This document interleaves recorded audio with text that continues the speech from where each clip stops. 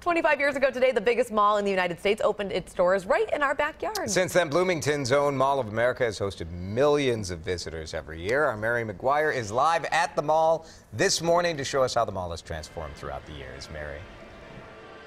Well, good morning, guys. It is a big day here at the Mall of America. It turns 25 today, but back when it was still in the development stages, a lot of people were skeptical about how big of a success the mega mall would be, but it has proven everyone wrong. It has proven to be a destination not only for shopping, but for so much more. The mega mall was born when another legacy came to an end. We're gonna win, Twins, watch that baseball star. In 1982, the Twins and the Vikings said goodbye to Met Stadium in Bloomington and hello to the Metrodome downtown, leaving behind a big empty space in the center of the suburbs that proved perfect for the biggest mall in America. 3, 2, 1. 7 years later, developers broke ground, leaving some skeptical about how successful the experiment would be. On Flag Day in 1989, we broke ground, and it was a little chilly that day, so the headlines, were, why Minnesota? How is this going to work? Well, it did work. And on August 11th of 1992, the mall opened its doors to a crowd of 150,000 people. We need it in. We need to shop now. We love doing things big. Big is an understatement. The mall is home to 520 stores, employs upwards of 11,000 people, and has a nearly $2 billion economic impact on the state. Officials credit that level of success to the mall's ability to evolve and adapt, giving shoppers more than just a place to buy clothes or shoes. The Mall of America changed the landscape for retail, not only in Minnesota, but across the globe.